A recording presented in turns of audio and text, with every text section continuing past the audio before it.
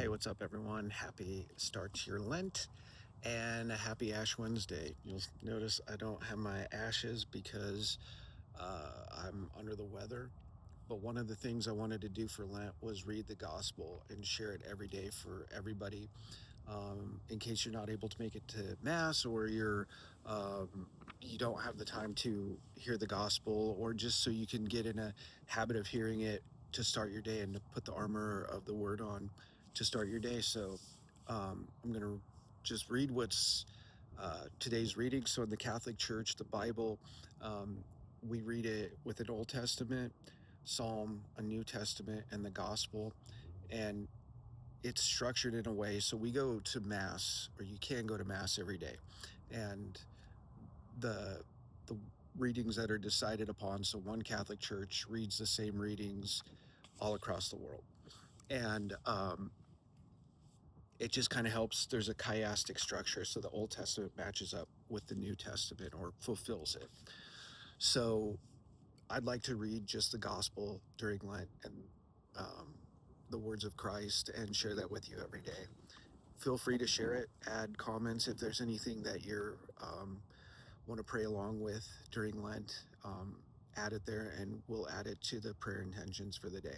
So this day one, Ash Wednesday readings are from Matthew chapter 6, verses 1 through 6, and verse 16 through 18. Glory to you, Lord.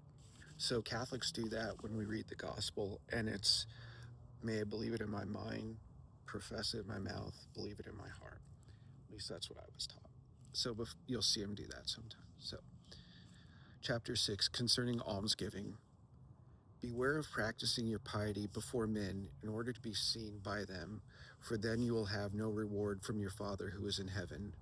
Thus, when you give alms, sound no trumpet before you, as the hypocrites do in the synagogues and in the streets, that they may be praised by men.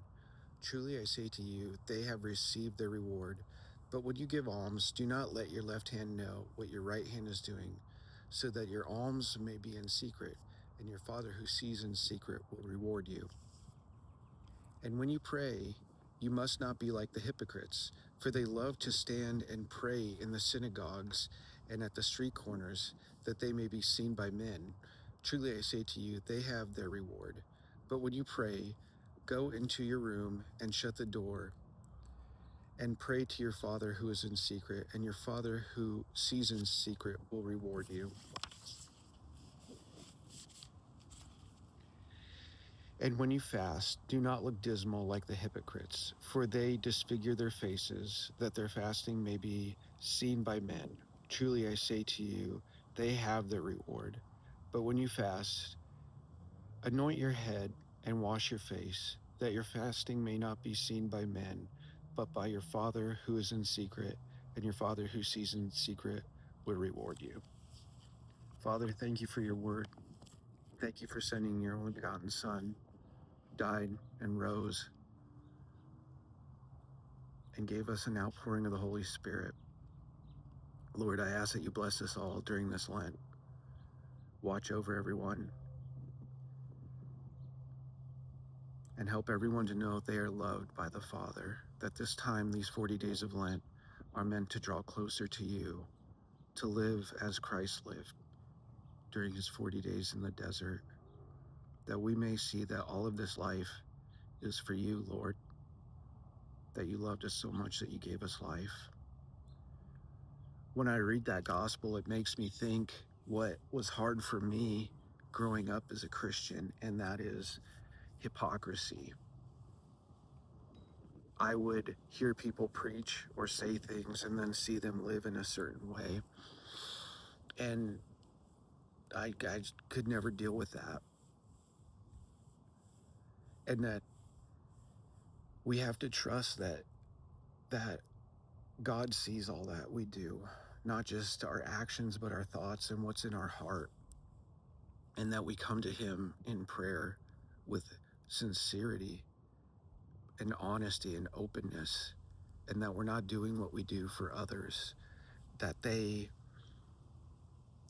think, oh, this person's so holy, or this person's so good, or this person's, better than I am. because then we all sin, we all fall short, and people see that. And so I think that Christ is just warning us. It's that faith that starts from within, from a place of purity and a place of wholeness and a place of truth, because we all fall short. And so it's something to reflect upon. Like, do we just say we're Christian, or do we live it from the interior? Christ sees us when we're in private. He knows what we're really like. He knows the interior of our heart, and he loves us so much. He loves us so much. That, I think, is the great lie that the devil tries to tell us, is that we're not loved and that we are not good. And we are loved and we're good. And Christ came because God loved the world so much. Don't forget that. Don't forget that. This is our time to get closer to God, to draw closer to him through prayer, fasting, almsgiving, being generous with our time. But it's a loving God on the other side, waiting to receive these from you. All right. Have a blessed Ash Wednesday, and I'll see you tomorrow.